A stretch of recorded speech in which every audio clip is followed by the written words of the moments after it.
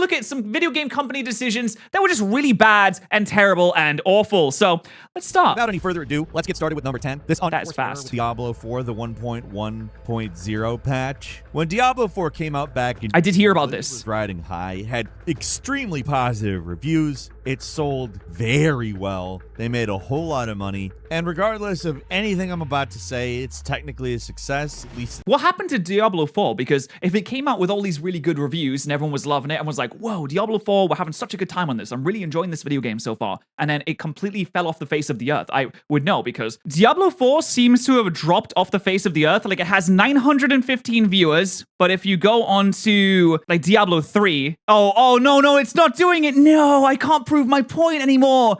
I swear I saw a picture with all the other Diablo games having more viewers. No, I was wrong. But still, 915 viewers on the entirety of Twitch is, for a game like this, that is supposed to last forever, really bad, isn't it? And also, if you literally just go on Asmongold's channel and just look at any of his videos, like every other video has to do with Diablo 4. If I if I scroll for a bit and I control F, Diablo, and there's 10 examples already. It'll be like, how Blizzard is trying to save Diablo 4. Diablo 4 emergency update. Diablo 4 content creators, where are they now? Why Diablo 4 content creators are quitting. Diablo 4, the $1 billion tragedy. Advent reacts. Like, he is, fair dues. He's been absolutely milking this so far. Absolutely milking it. But was it just one patch that did it? Surely it has to be more than simply one patch. In the eyes of the Activision bean counters. By the time Season 1 rolled around, though, a lot of that initial positivity in the community was gone. A lot of players were getting bored of the generic loot grind.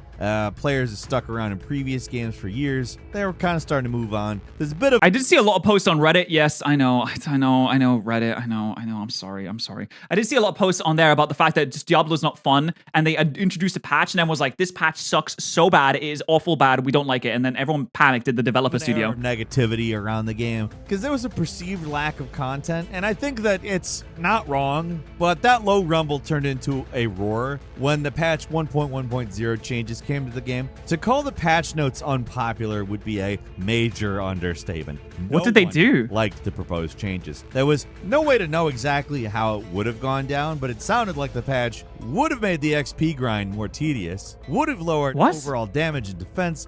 Experience bonus for killing monsters at higher levels has been nerfed, so why go after high-level monsters and you can't gain experience as fast? And crucially, Blizzard significantly nerfed critical strike damage, vulnerable damage, cooldown reduction, as well as certain fixes which reduces the effectiveness of many established builds. So what they did is they just took all the high damage stuff and was like, let's make it do like way less damage. It just makes fights more grindy and take longer and be more boring because they're not as engaging because you're just like whittling down a health bar for years. God, I hate bullet sponge enemies. Did nothing to change the already small stash sizes and so on. To put it bluntly, these were not the changes the Diablo 4 community wanted. In fact, in a lot of cases, it seemed like Blizzard was intentionally doing the opposite thing players were asking for. Huge nerfs to both damage and defense, just making the game take longer. For whatever reason. I guess all that success just really made them piping hot mad. I don't know. Weird thing to be spiteful about. I really thought if there was going to be anything to do with Diablo, it would be the, you don't have a mobile phone thing that they did with the Diablo, Immortals or something like that? They made Diablo's Immortals and they were like, you don't have a mobile phone? For the reason they looked really detached and clueless. Like they had absolutely no idea what players wanted from the game. They're disassociating. The backlash to the patch was so massive, and Blizzard eventually backtracked, but the damage was kind of done. Diablo 4's viewership and player base 87%. in the neighborhood of 87%. Dude, from 937k peak viewers at launch to 12k today, and to 900 people today. For a live service game where engagement is essential, that's dismal. Of course, Diablo 3 did manage to bounce back after a whole bunch of launch issues. So is this a mobile game? It's possible for Diablo 4, but right now like things are not looking great. At number 9, Platinum Games went live service and lost a legend. How do you take one of the most respected and prestigious studios in history and get everybody to turn on it fast? Well, really? They did a live service? Platinum Games? Don't they make the Persona games? I don't remember there being a live service Persona Make game. Must be crappy something games else. as a service game. That's a pretty good start point. In a partnership with Square Enix, Platinum Games, the makers of beloved games such as Metal Gear Rising, Bayonetta, and Nier Automata, went out of their usual comfort zone and made Babylon's Fall a ridiculous games as a service thing that bombed. Oh no! This is the game that came out and had like 2 players a week after release? Oh no! We have to look at the Steam chart again. Oh no, it was worse than I thought. Oh no, they had a max player count, all-time peak player count of 101. That's so sad. There were less people playing this game on release at its absolute peak than there is watching this stream right now. There are less people that are in probably your year in school. There are less people at this all-time peak than go to McDonald's in 1 hour at lunchtime. That's tough. At launch, had a Steam player count of less than 1,200 on release day, and it dropped like a rock after that. By May 4th, 2022, there was 1 person playing this game.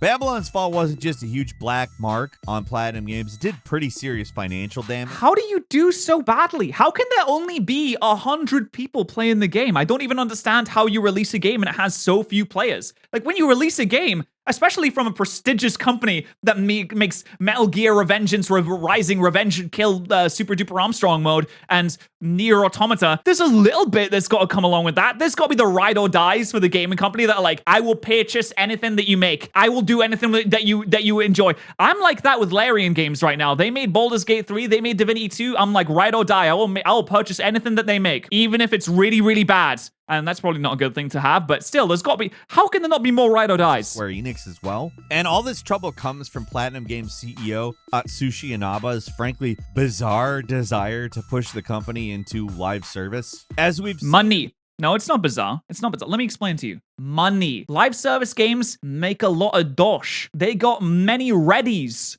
They got loads of currency coming in. It's all about that money at the end of the day. The last year, live service games as a service, are not the license to print money that many people think that it is. But they do think that it is. It's not the case that it actually is that, but people think that it is. It's all about the perception. All that matters is people's perceptions at the end of the day.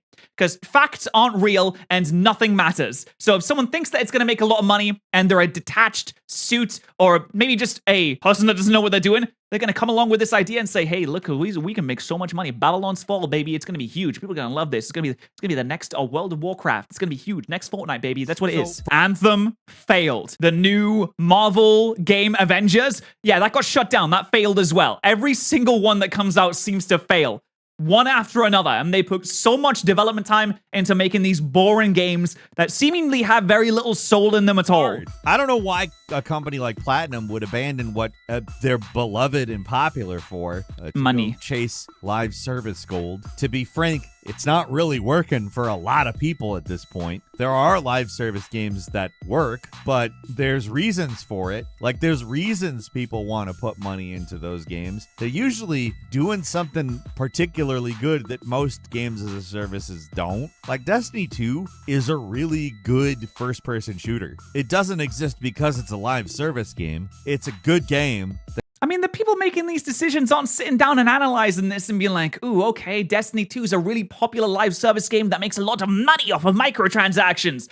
But they don't say, ooh, let's sit down and analyze exactly what makes Destiny 2 good. Let's sit down and analyze exactly what people enjoy about this game. Let's maybe make a good game that people will enjoy, that we can also monetize in several ways. They just see, ooh, live service. Let's do that. It happens to run on a live services model. So outside of the financial problems that were caused by making a terrible game, it appears that this is a large reason why Hideki Kamiya is leaving this company that he is a co-founder for. And a Platinum without Kamiya, it's like Konami without Kojima. Oh, dude, that's a big one for them to lose then, isn't it? I think it's going to be the same thing that happens to a YouTuber after they upload a video that flops. They say, oops, not going to do that one again. And then they go back to what works. That's always what happens. If you try something new and it fails horrendously in an incredibly public and embarrassing way, like you upload a video, it gets 2 views, you say, oh, oopsies, a little sad about that. Not going to do that one again. and then you just don't do it again. You go back to doing what works,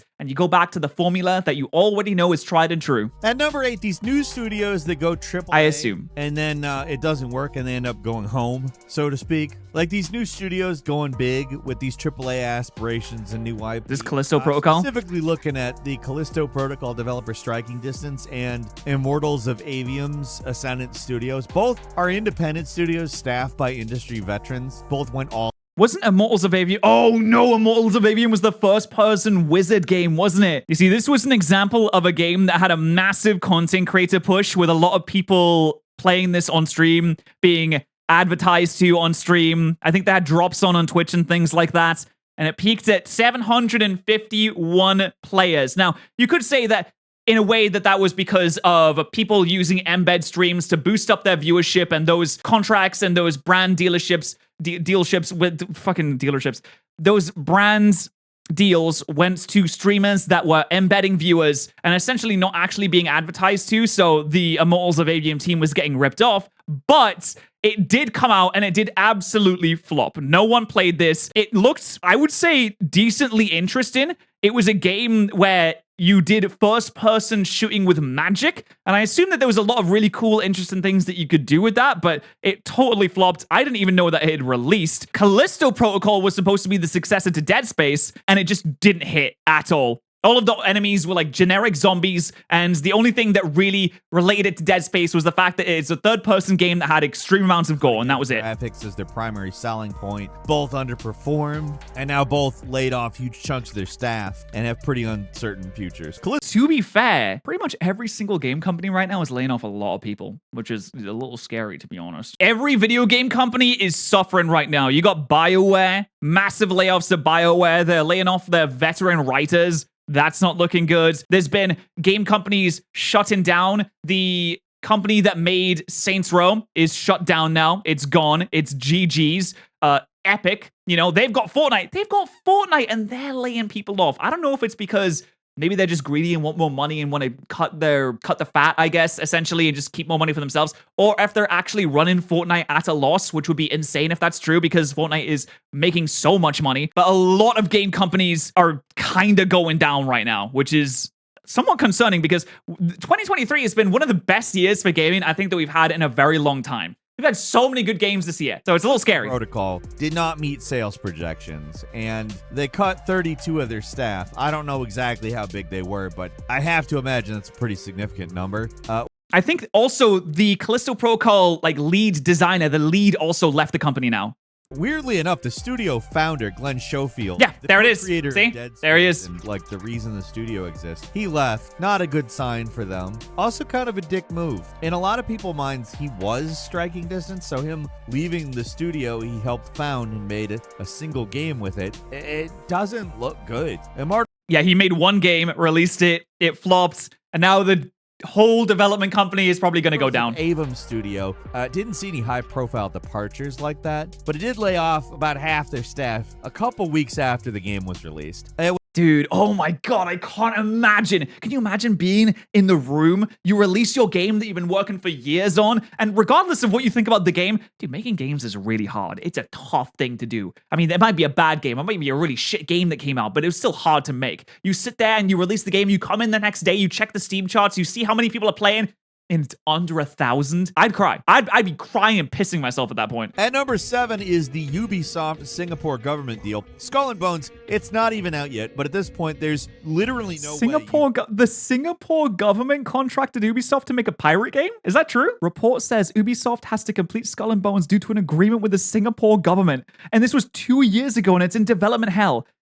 Ubisoft Singapore rose to prominence with the water tech prowess. Wow, water tech. Oh my goodness. There's water in this game. Wow. I guess the Singapore government was like, damn, you see this water? Hey, guys. Hey, the Singaporean cabinet. Come and look at this water. It's great. Let's get to make this freaking game, man. They've been making this game for 8 years at this point? The game is due to come out before March 2023. Let me check the clock and nope, that is not Not a thing that happened. Oopsies. Ubisoft will make its money back. The game should have been a license to print money. It's a follow-up to Assassin's Creed Black Flag. That sounds like a slam dunk because everybody loved the pirate stuff in that game, so they made a game just about the pirate stuff. How could that possibly go? Hey, my hot take, fuck it, I'm gonna say it, dude. I don't like pirate games. I'm not a fan of pirate games. If you like pirate games, that's awesome. I did not like the pirate part of Assassin's Creed Black Flag. I loved it because it was one of those old kind of assassin games. Assassin's Creed 4, Assassin's Creed 2, Brotherhoods,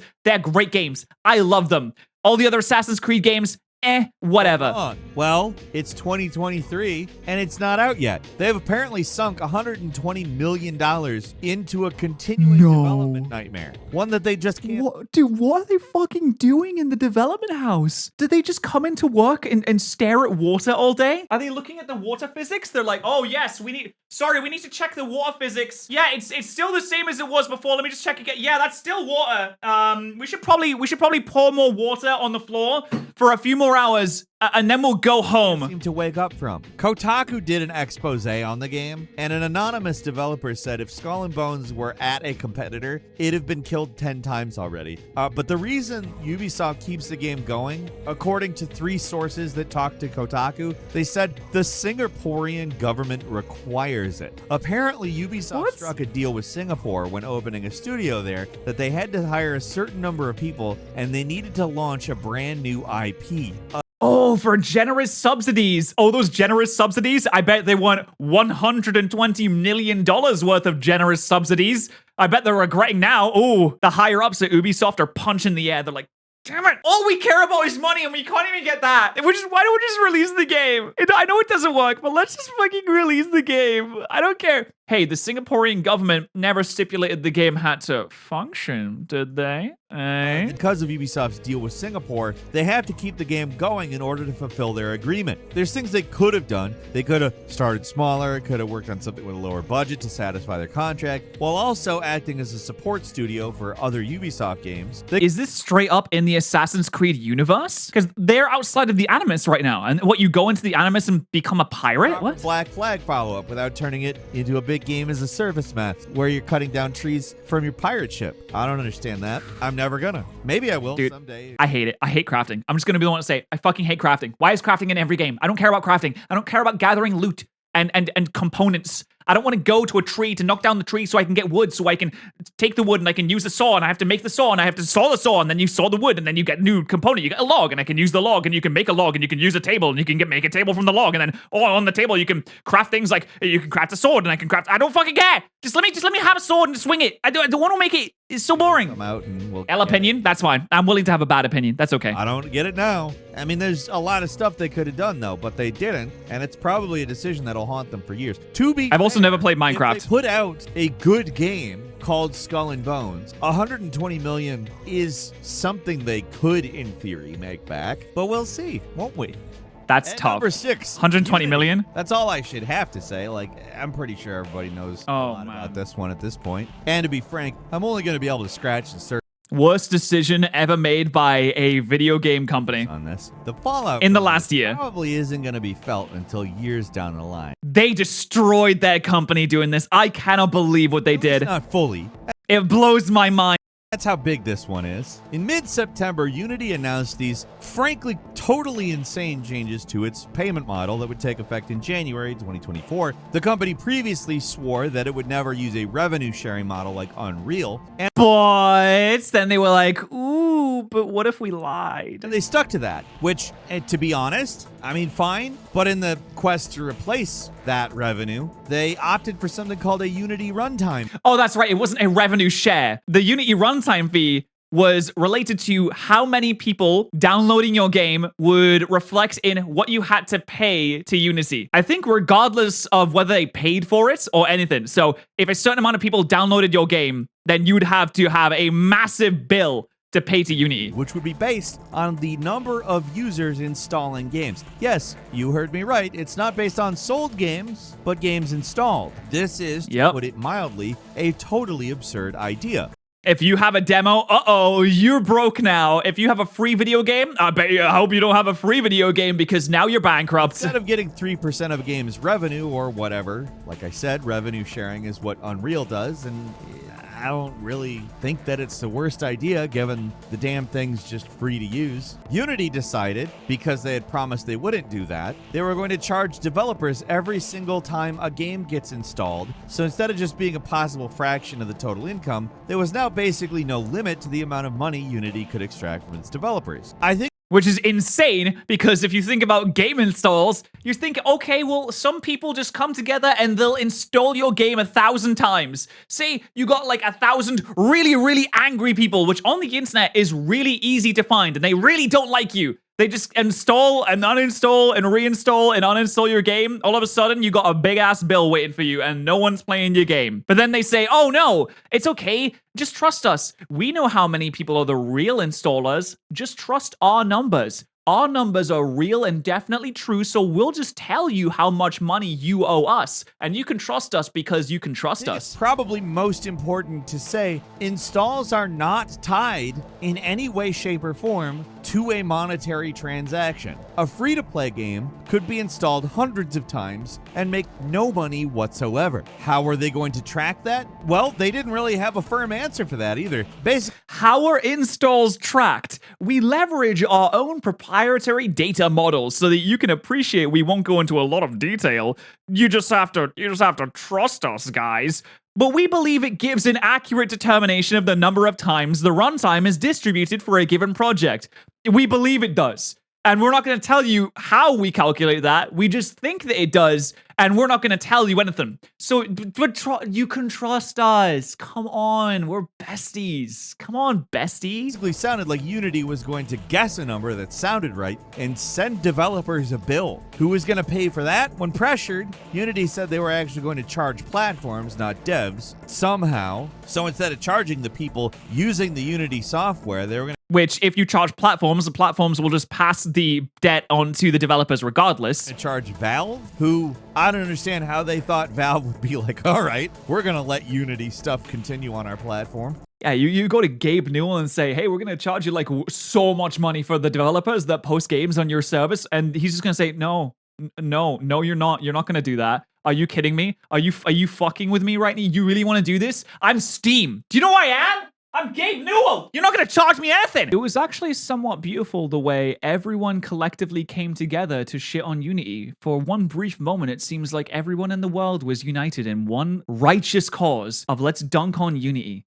until they change their mind. Then even then, the trust is broken. You're never gonna get that trust back. After you say, hey, I'm basically gonna make you bankrupt, no one's ever gonna come back to you ever again and say, oh, well, I guess I can make games on Unity now because I trust you again now because I feel like you won't try and screw me over again. When you make a game in Unity, you need so much time and effort. No one's going to start a project in a development software that might just randomly spawn and be like, oh, by the way, you owe me like infinite money now. Everyone's going to use different ones instead. You've broken the trust. Unity's freaking done. It's rare to see a company so utterly destroy public trust like this. By Call of the Lamb now, we're deleting it on January 1st. Damn. Because Valve and Microsoft, probably behind the scenes, threatened to sue Unity into oblivion for deciding that they were going to have to pay 10 cents every time somebody installed a game where literally no contract whatsoever existed. Because this is totally nuts. Unity has Is this retroactive? So as soon as the changes go through, Unity just pops up and is like, okay, you owe us $20 billion for all the installs in the past. You know,